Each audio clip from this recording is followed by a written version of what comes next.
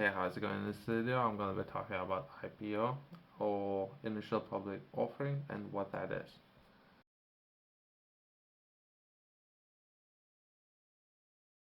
IPO stands for initial public offering. It is process by which private company goes public by selling its shares to the general public for the first time. This allows the company to raise capital from a wide range of investors and list its shares on a stock exchange. Mainly the people out there or business owners out there who would be interested in raising more capital for different business activities that they're looking to do in the future with their business. If they do have for entire process how it can potentially look like.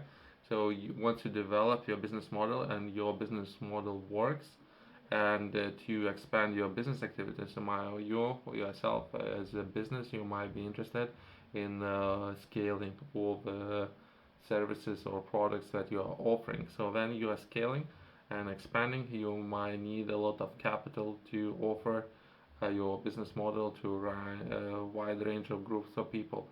So while doing that, you might need access to a lot of capital. So once you're doing it, so perhaps it's something, one of the options how we can do it, perhaps by going public.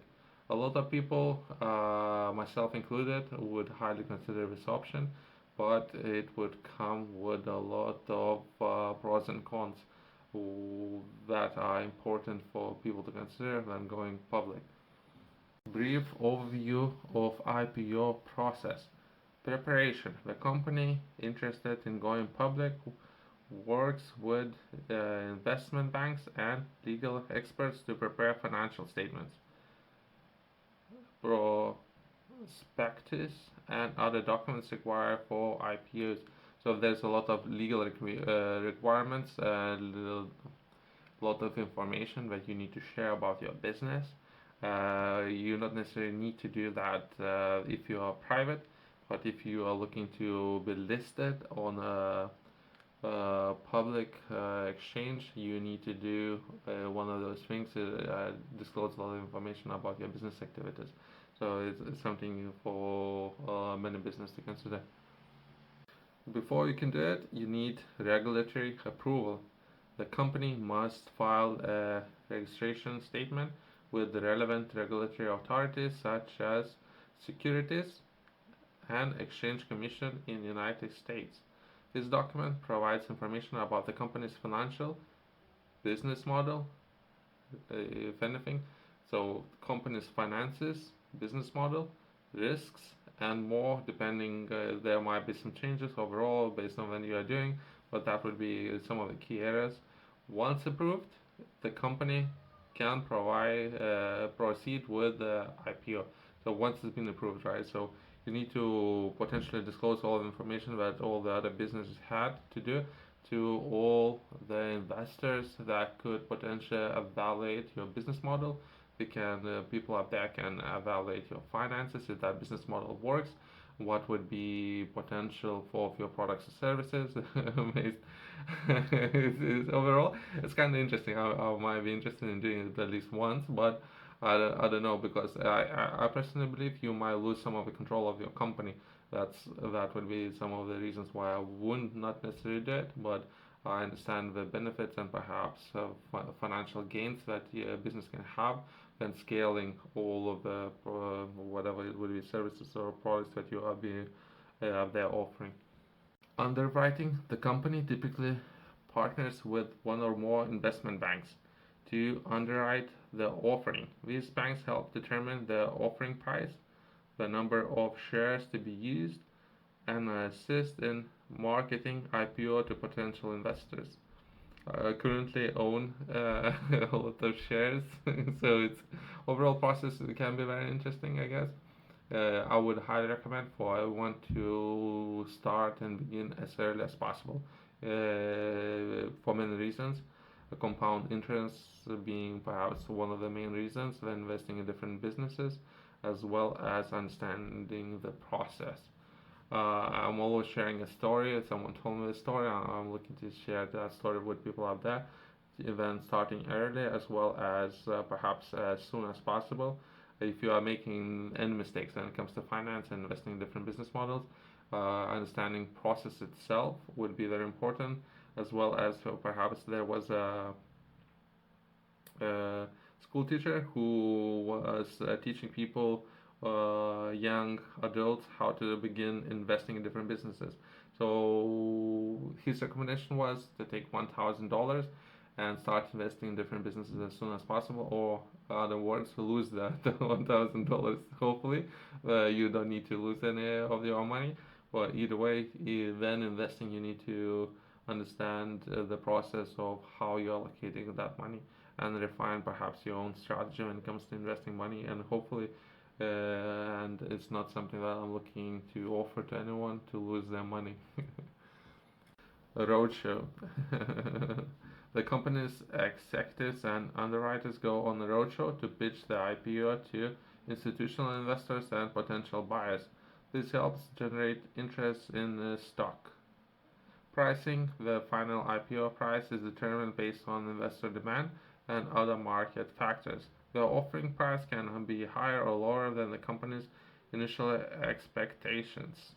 There are some top companies up there, so I was looking at different processes of how some of those companies up there have gone under different processes and or what they did. One of them being Alibaba, the e-commerce Chinese company, and the process they had undergo, as well as later on they had released different products, not necessarily that particular company, but same management, but they released different projects up there.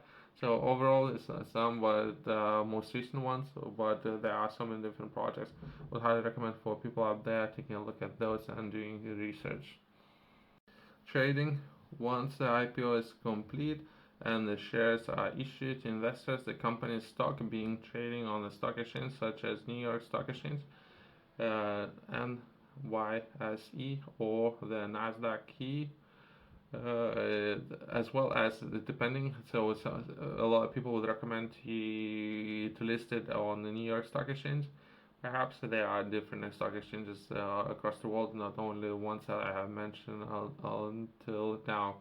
If anything, I can add to perhaps how popular is overall investing in businesses. Well, compared to other regions, perhaps US might be a very popular area for this particular activity.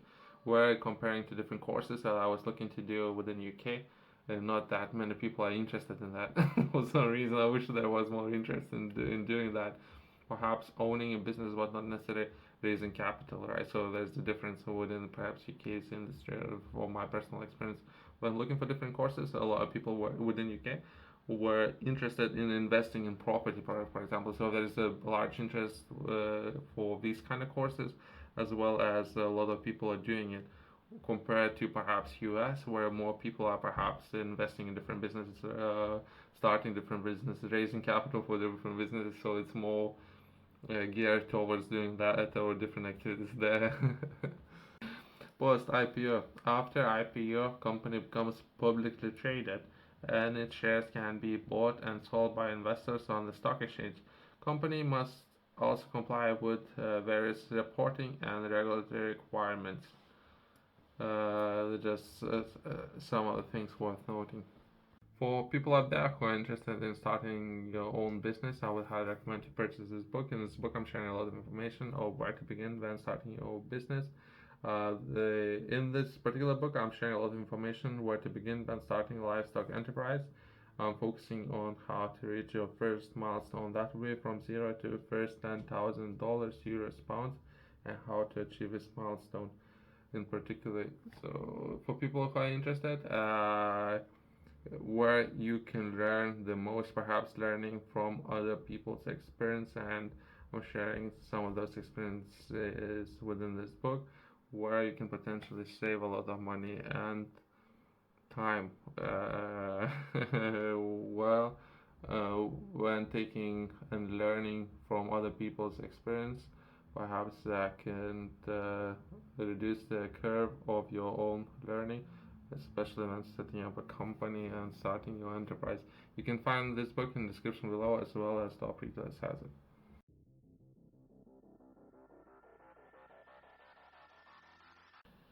IPOs are the way for companies to raise capital and access public markets, but they involve a considerable amount of work and regulatory compliance.